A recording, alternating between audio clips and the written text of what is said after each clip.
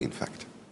Thank you very much. Well, let's turn to some of those difficult issues that are raised in the context of this hope and expectation for the revolution. And let me do a quick series of follow-ups, and then we'll open up to questions from the floor. So, Aref, hearing your great faith in the Libyan people and your optimism about the circumstance in front of us, how do you respond to the cautionary note that we've just heard about fault lines within the society, tribalism, radicalism, social and other geographical divisions that are on everybody's mind as we look at Libya and wish all the best for the transition? I agree with Professor Tarek Yousef that there are real serious challenges, no doubt. But I believe in the resilience of this young revolution, and this is a resilience that is based on what's called distributed systems. It is like the resilience of the internet. It comes because of massive networking and massive distribution. There is no central command and control for this revolution. Anyone who claims that they made this revolution or that they're the one who instigated it or are basically true and right in what they affirm, but wrong in what they deny. In the sense they are just like a string of fabric in a cloth. They do participate and they do bear some of the responsibility, but they would be wrong to deny the contribution of all the others. So it's very much a distributed revolution. And in this revolution, we have the re-emergence of a pre-Italian, pre-Graziani distributed localization in many ways. We have seen local councils emerge at the village level, at the town level, at the city level. These local councils have played a tremendous role in this revolution. They have emerged naturally. They have joined the National Transitional Council to some degree. Now, inshallah, through the process that is outlined in the constitutional decree, there will be more participation from the local councils. This localization is very, very important. We must not see this localization as an anti-central government trend. On the contrary, it is a distribution that will assure the resilience of the Libyan revolution and that will also assure that it will not be stolen and that it will not be abused and that it will not be monopolized. There are definite risks. You know, Gaddafi is like a poisonous insect. You may kill the insect, but the venom and maybe even a part of that insect is already inside the body. And there is a lot of work that will have to developing an antidote to this. And the antidote to it is very simple. It is love and charity, because it is a poison of hatred and divisiveness that he had injected into the Libyan society. He is the one who created most of the divisions in Libyan society. And what the Libyan people did was to say, no, we're not divided, we're one. We want to be together. And the Libyan unity that has emerged out of this revolution is absolutely amazing. I have never seen in my life Libyans more united than now. And I do not think that it is a unity for merely taking out Gaddafi. I think it's a genuine mutual love and respect and mutual compassion, and the genuine unity that is coming from respecting the locality in every locality, so that there is a national fabric that emerges just as emergence happens in complex systems. So that when we're now looking for leadership, you know, some people wonder, why is Mustafa Abdul Jalil so inspiring as a leader? He's definitely not into command and control from the top down. And people wonder, you know, how could this humble, fairly fragile man lead the nation in such a critical period? I believe it is precisely because he is fragile, precisely because he is not self-imposing, that people are rallying around him. And I think we need to get used to the idea of a new kind of leadership in Libya, a leadership that respects the emergence of the will of the people naturally from the bottom up rather than from the top down. Great. Thank you very much. Mohammed, you spoke about, from the position of the opposition, about the significance you attach to openness and transparency. What are the one or two things that you're looking at as indicia for a successfully open and transparent transition period? What worries you there? I think there are many pillars to that, to transparency, because it's at all levels. But I think those types of of characteristics have to start from the top down. I think, and the people will follow leadership and follow suit. I think one of the main things that needs to be done, and it needs to be done quickly, is some kind of an auditing body or a bureau that oversees the process as an independent institution that is not linked to the executive team or the government that's running the day-to-day operations in this next process. And I think this is one of the things that will give a lot of legitimacy to anything that the government does. So this is one pillar. The other one is just the communication plan, a PR plan. And this is one of the things I think was always lacking in the previous process, and it was understandably so because of the dynamics and the elements of what's happening on the ground. PR is not always the priority there. So, but I think in this particular next phase, it has to be a priority and it has to be systematically done, meaning that sometimes you have to overdo it in order for you to be able to bring the credibility back. So constant communication through all platforms, not just the web, not just to the young audience, but even to the international community and the people at large.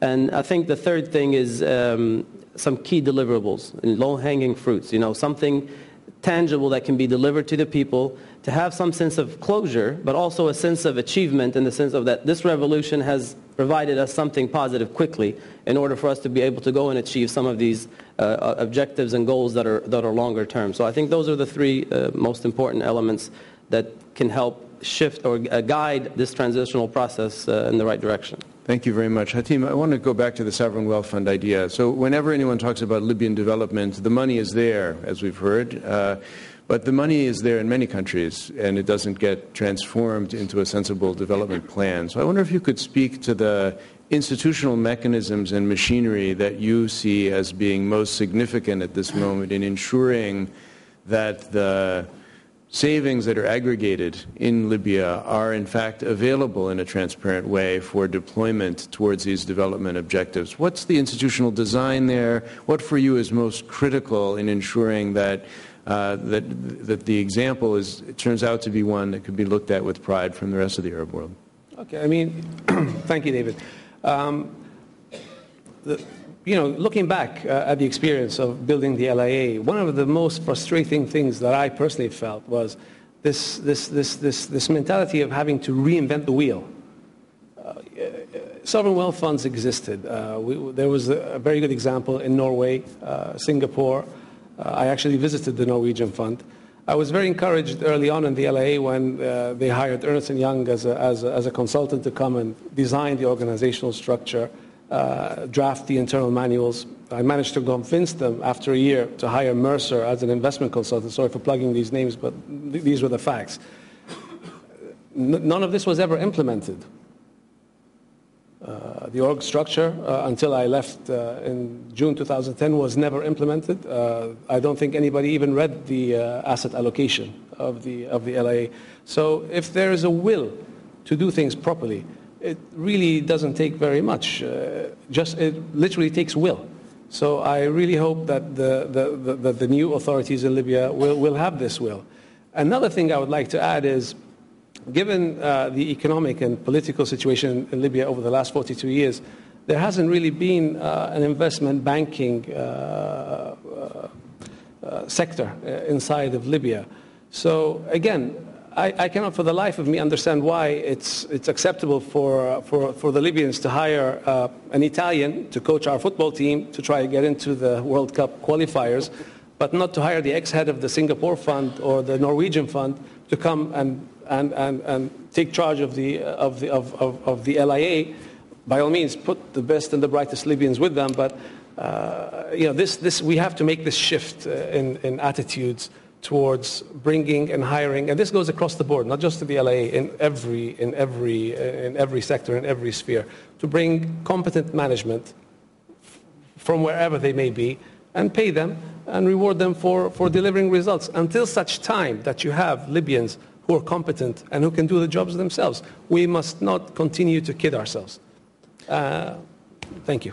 Very helpful. Naaman, I want to stay with this question of the participation of foreigners in Libyan development and foreign direct investment. We talked about the private sector and its significance as you saw it to kickstarting the economy and towards the longer term. But what about foreign investments? What about the existing contracts, existing relationships, either with the government, business-to-business relationships? What is the attitude of the plan now, and how do you see those relationships developing over time with the foreign investment sector? Well, what we would like to see is obviously for the government not to be the investor. The problem is the government in the last few years was acting as the legislative body, and they were acting as the investor. They have created what they've called the Social Development Fund, which was competing with the private sector. So the Libyan private sector had no chance to compete with somebody who's got billions of dollars at a zero cost. So this hopefully will not be the new Libya, and we will have the private sector compete on fair grounds with among each other. When it comes to the existing contracts, I would love to see that in Libya, that all the contracts, government-to-government contracts, will be honored, where the contracts which are financed by the Treasury, and these contracts need to be checked, revalidated, because I would not say all of these contracts, but a lot of the contracts have been inflated. A lot of the contracts have been used to funnel out money. And what we would like to do is go back, if we take an example, the airport contract, the $3.7 billion contract for an airport in Tripoli, a city of 2 million inhabitants. I mean, the number is inflated. If you look at the cost per square meter, you're talking about $5,000 per square meter in Libya. I mean, not even the airport of Dubai costed $5,000 per square meter. Here we are, we come to the people who are being contracted. We look at the contracts. If the contract had any payments made to party X, Y, or Z, they tell us to whom these funds were paid. That's one thing. We need to know who they had to pay to get these contracts. Secondly is we revise the contracts to market prices. Plus, obviously, they need to make their margin, which has to be, an industry-stranded margin. They add in their margin, and they're more than welcome to continue and finish these projects. We're not going to eliminate projects, but we want to make sure that we are paying the right price.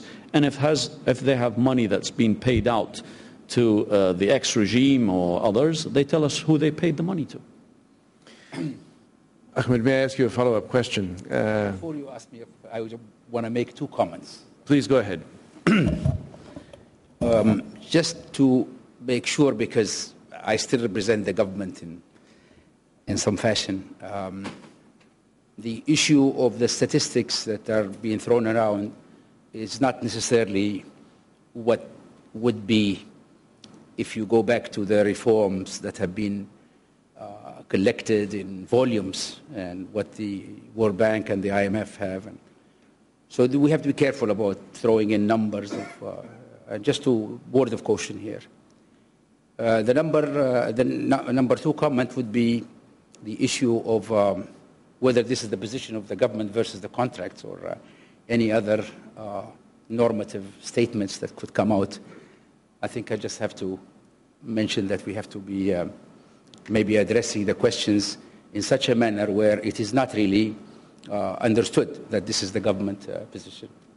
No, I think that's very helpful. I think that's very helpful. These are all people who are speaking.